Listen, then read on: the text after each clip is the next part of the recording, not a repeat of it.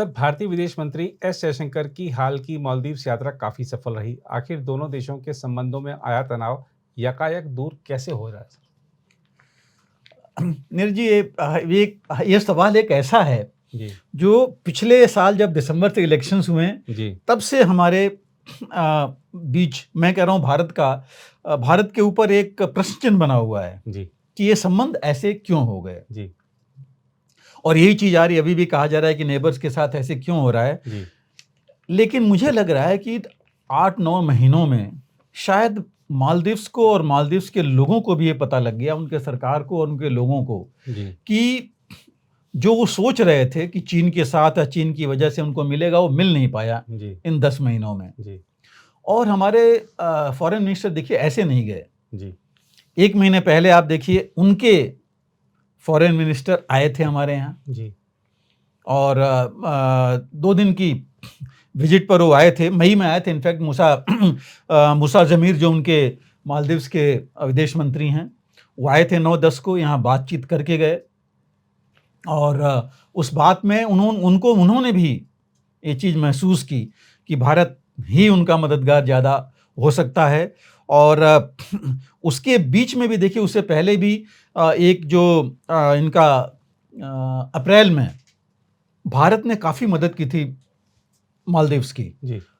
मुझे वहाँ चावल तकरीबन मुझे लगता है कि 15 या 16 हज़ार टन के आसपास राइस भेजा था। वहाँ शुगर, चीनी भी 9-10 हज़ार टन करीब भारत ने भेजा था, और एग संडे वगैरह कई चीज़ें, मतलब ये हज़ारों टन ये गए थे। तो मतलब उनको, यही मैं कह रहा हूँ, उनको लगा कि ये चीज़ें जो उनको बेसिक चीज़ें हैं, नेसेसिटी, वो भारत ही दे सकता है। तो इसलिए ये अप्रैल की बात है। मई में मैंने कहा उनके विदेश मंत्री यहाँ आए, और इसी बीच देखिए जून में तो मोइजो जी खुद ही आए थे बिल्कुल शपथ ग्रहण में। वही में आना था। जून में उनको इनविटेशन गया। उन्होंने पहले देखिए, इनविटेशन तभी गया जो पहले उन्होंने कहा हुआ आएंगे, और आए। और आए तो सिर्फ ऐसे ही नहीं गए, बातचीत हुई प्रधानमंत्री से, और उसके बाद ही गए हैं। तो मतलब धीरे धीरे ये चीज़ें आई। यही नहीं, देखिए मई में एक और हुआ था, जो एक कोर ग्रुप है हमारा, 4th मीटिंग जो है, हाई लेवल कोर ग्रुप नई दिल्ली में, माले और हमारे बीच में, उसकी भी मीटिंग हुई थी। तो ये चीज़ें, ये बैकग्राउंड था जिसके बाद हमारे जो फॉरेन मिनिस्टर हैं वहाँ गए हैं, जयशंकर जी। और 9 से 11, एक दिन नहीं, 9 तारीख को गए, 11 तक की उनकी विजिट वहाँ रही। और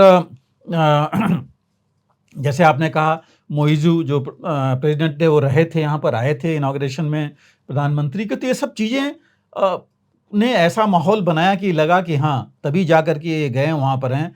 और यही नहीं, आप देखिए उससे पहले अभी इसी महीने शुरू में, आई थिंक अगस्त के 2 या 3 को, इनके जो टूरिज्म मिनिस्टर थे मालदीव्स के, वो भी आए थे विजिट पर। तो उनको भी लग रहा है कि टूरिज्म जो इतनी साल से उनके भारत की वजह से चल रही थी, और ये नहीं, भारत की जो वजह कहता हूँ, उसका मतलब नहीं था कि सिर्फ भारतीय जा रहे थे सिर्फ उसी वजह से, जो कि उनका पहले 22% था। 22% से 16% सिर्फ टूरिस्ट हुए। टोटल टूरिस्ट जो उनके आते थे 22% भारत के, 16, अब तो सिर्फ 6% रह गए थे। तो देखिए, नुकसान तो बहुत हो रहा है। लेकिन जिस तरह की इंडस्ट्री वहाँ डेवलप हो गई थी भारतीयों के लिए, वो खाली पड़ रही है, उनका नुकसान हो रहा है। तो ये सब चीज़ें थी जो कि उनका असर डाल रही है, और उनका मैक्सिमम तो टूरिज्म से ही इनकम होती है। तो ये सारी विजिट्स और ये सब चीज़ें बीच में हुई, इसका कारण था कि हमारे जब ये माहौल बना, तब हमारे जो फॉरेन मिनिस्टर हैं वहाँ पर गए हैं। और बात वही है, इंडिया आज तक, भारत जो है वहाँ माले का सबसे बड़ा डेवलपर रहा है, उनकी सिक्योरिटी गारंटी दी है वहाँ पर। पहले विजिट्स होती रही हैं। और लेकिन जब माहौल ख़राब हुआ था, देखिए पहले हमेशा होता रहा था कि मालदीव्स के राष्ट्रपति पहले भारत ही आते थे।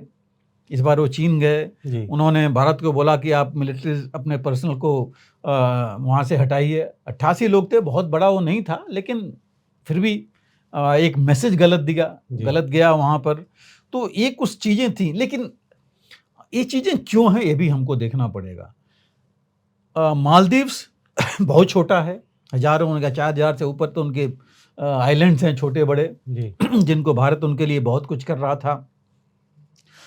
लेकिन जियो स्ट्रेटजिक इंपॉर्टेंस जो है मालदीव्स की काफ़ी है, जी, खास करके इंडियन ओशन के उस इलाके में। जी, और देखिए सबसे बड़ी चीज़ है कि जो बहुत इंपॉर्टेंट है, जो सी लाइंस ऑफ कम्युनिकेशन ट्रेड का, वर्ल्ड का 60% क्रूड ऑयल वहीं से आता है, वही रूट है।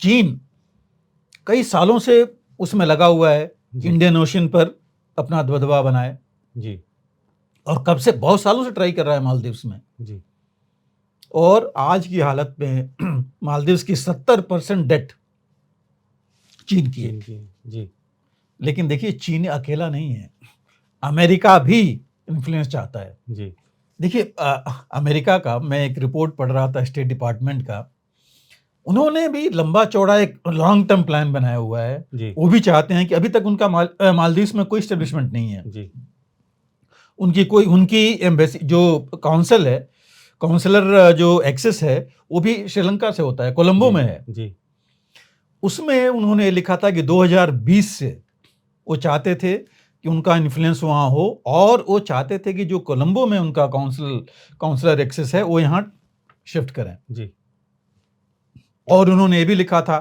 कि डेमोक्रेसी वहाँ बढ़ाएंगे, लोगों को और ज़्यादा सहूलियत देंगे, मतलब इन सब में मदद करेंगे।